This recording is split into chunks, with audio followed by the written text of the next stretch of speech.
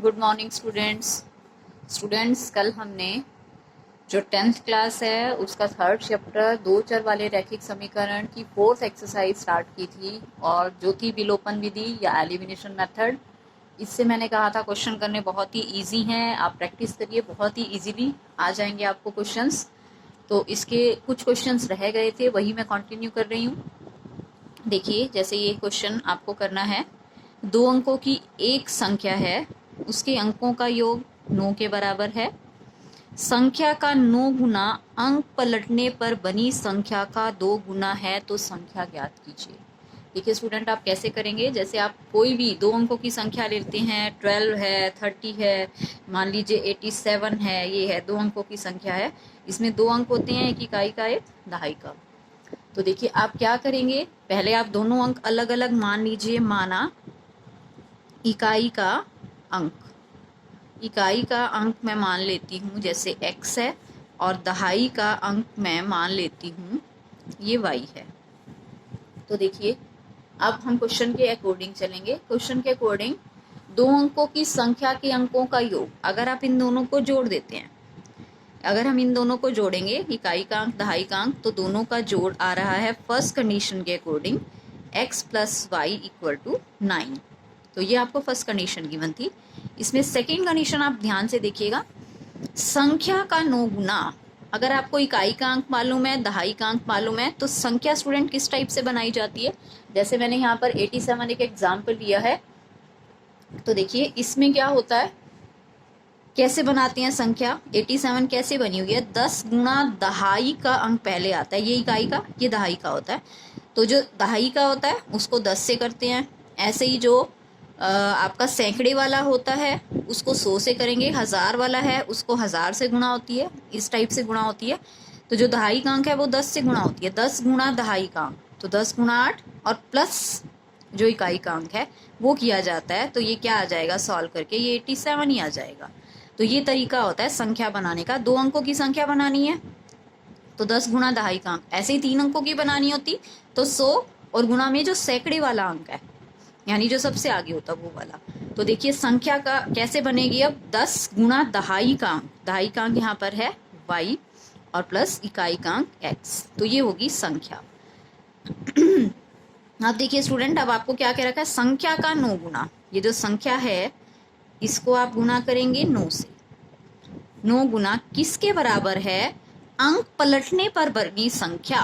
पलट देते हैं अंकों को, x की जगह y, y की जगह x कर दें, तो क्या आंसर आ जाएगा, इसका 2 गुना, ये दोनों बराबर हैं। देखिए मैं रिपीट कर रही हूँ, संख्या कैसे बनाई जाती है, पहले तो 10 गुना दहाई का अंक और प्लस x, दो अंकों की संख्या हम इस टाइप से बनाएंगे। तो देखिए जो संख्या है उसका 9 गुना किया, संख्या का 9 गुना, अंक पलटने पर बनी संख्या, अंक पलटेंगे, x की जगह y, y की जगह x, उसका 2 गुना करेंगे तो वो दोनों बराबर हैं। अब आंसर आपको क्या निकालना है, संख्या ज्ञात कीजिए, यानी ये आपको निकालना है। संख्या ज्ञात करने के लिए आपको x और y का मान चाहिए होगा। तो देखिए पहला समीकरण या फर्स्ट इक्वेशन हमने निकाल लिया, अब सेकेंड इसको सॉल्व कर रहे हैं। 90y प्लस 9x बराबर, इसको भी गुना कर रही हूँ मैं, 20x प्लस 2y। तो देखिए क्या आ जाएगा, अब ये एक तरफ ले जाते हैं, 9x अगर हम उधर ले जाएंगे तो उधर जाके माइनस हो जाएगा, ये बन जाएगा उधर जाके 11x, और 2y मैं इधर लेके आ रही हूँ, या आप 90y उधर लेके जा सकते हैं तो माइनस का हो जाएगा, तो ये बन जाएगा -88y बराबर है 0।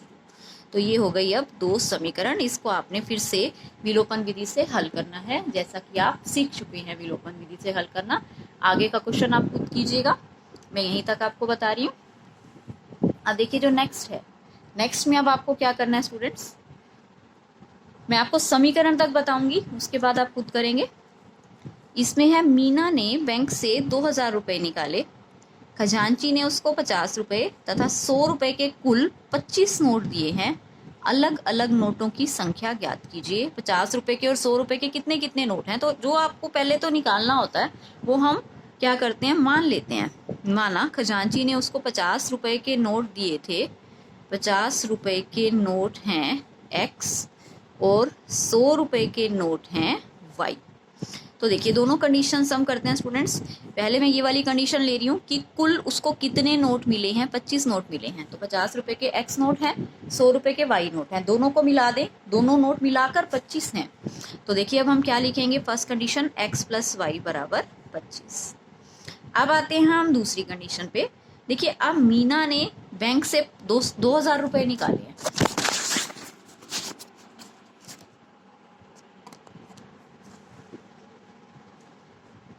मीना ने बैंक से 2000 रुपए निकाले हैं। तो देखिए स्टूडेंट क्या होगा, अगर 2000 रुपए निकाले हैं तो 50 रुपए के जितने, जैसे आपके पास एक्स नोट हैं, मान लीजिए 5 नोट हैं, तो 50 गुणा 5 हो जाएगा, टोटल रुपए तभी निकलेंगे। ऐसे ही 100 रुपए के आपके पास 10 नोट हैं, तो आप 100 गुणा में 10 करेंगे तब टोटल रुपए निकलेंगे। तो 50 रुपए के एक्स नोट हैं तो आप लिखेंगे 50x, 100 रुपए के वाई नोट हैं आप लिखेंगे 100 गुणा वाई, और ये टोटल मिलाकर कितने रुपए हैं, 2000 रुपए हैं। इस पूरे में से 50 कैंसिल हो रहा है, वो मैं कैंसिल कर देती हूँ। x 50 दूनी 100, और यहाँ पर हो जाएगा 1 0 से 1 0 5 में से खत्म कर देंगे, 5 चौके 20 40। तो ये 50 मैंने पूरे में से थ्रू आउट कैंसिल कर दिया है, या आप ऐसे भी कर सकते हैं, पहले पूरे में से 1 1 0 और फिर 5 से कैंसिल कर देंगे। तो देखिए फिर से 2 समीकरण आ गए हैं, इनको आप सॉल्व कर सकते हैं विलोपन विधि से। देखिए मैं ऐसे ही सॉल्व करके आपको दिखा रही हूँ। ये है हमारे पास दोनों समीकरण, इसमें x का कोफिशिएंट पहले से ही बराबर है, तो आप सिंपल माइनस करेंगे, कैंसिल हो जाएगा। 2 वाई में से 1 वाई घट गया 1 वाई, तो 40 में से 25 गया 15, यानी कि हमारे पास क्या आ गए, ये 15 नोट तो आ गए 100 रुपए के। अगर आप x प्लस वाई हमें दे रखा था 25, यहाँ ऐसे भी कर सकते हैं कि y का मान यहाँ पर रख दिया 15, x ऐसे का ऐसे, y की जगह 15, तो x का मान क्या आ जाएगा, 25 माइनस 15 यानी 10। तो 10 नोट जो थे वो 50 रुपए के थे, और 15 नोट थे वो कौन कौन से थे, वो हमारे थे 100 रुपए वाले। तो इस टाइप से स्टूडेंट ये क्वेश्चन करना था। अब देखिए अब स्टूडेंट हम लास्ट क्वेश्चन पर आ रहे हैं।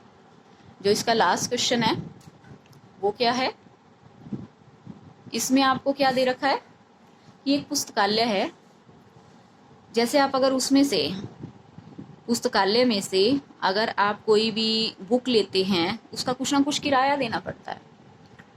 तो इन्होंने आपको क्या कहा है, प्रथम 3 दिन का किराया नियत है, नियत का मतलब फिक्स है, जैसे 50 रुपए 100 रुपए फिक्स कर दिया है कि आपको 3 दिन के लिए अगर बुक मिलेगी तो वो फिक्स है। तो देखिए हम पहले ये मान लेते हैं कि 3 दिन का किराया, या माना नियत किराया, 3 दिन का नियत किराया जो फिक्स है बुक के लिए आपको देना पड़ रहा है, वो है x रुपए। अब आपको ये कह रहे हैं कि उसके बाद प्रत्येक दिन का अतिरिक्त किराया आपको देना पड़ता है, यानी कि आप 4 दिन के लिए बुक लेते हैं तो 3 दिन का तो लगेगा ही लगेगा, उसके अलावा 1 दिन का और एक्स्ट्रा लगेगा। फिर अगर आप 5 दिन के लिए ले रहे हैं तो 2 दिन का एक्स्ट्रा लगेगा।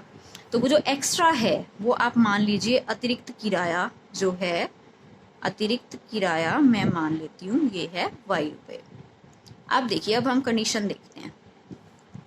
अब आपको ये क्या कह रखा है इन्होंने कि सरिता नाम की एक लड़की है, उसने 7 दिन के लिए एक बुक ली है या पुस्तक ली है, तो उसको 27 रुपए देने पड़ेंगे। तो देखिए स्टूडेंट कैसे करेंगे, बहुत ध्यान से देखिएगा। 3 दिन का जो किराया है वो तो है x, और बाकी अब कितने दिन बच गए, 7 दिन है, 3 दिन का तो हो गया x, बाकी बच गए 4 दिन, तो आप लिखेंगे 4y, 4 दिन का 4y हो जाएगा। 1 दिन का आप मान रहे हैं y रुपए, ये आप 1 दिन का मान रहे हैं, 1 दिन का अतिरिक्त किराया, तो टोटल मिलाकर उसको देने पड़ रहे हैं 27 रुपए। तो ये कंडीशन हो गई। ऐसे ही नेक्स्ट एक लड़की हो रहा है सुसी, उसने 5 दिन के लिए पुस्तक लिया, उसको 21 रुपए देने पड़ रहे हैं। तो 5 दिन के लिए ले रही है, 3 दिन का तो है x, बाकी 2 दिन बच गए 2y, इसके लिए वो दे रही है 21 रुपए। तो 2 कंडीशन है, फिर से आपको इनको सॉल्व करना है विलोपन विधि से। तो ये सॉल्व करने का काम मैं आप पे छोड़ रही हूँ। आज ये हमारी 3.4 एक्सरसाइज कंप्लीट हो गई है। इसमें कुछ प्रॉब्लम है तो आप मुझसे डिस्कस कर सकते हैं। आज के लिए इतना ही। Thank you so much.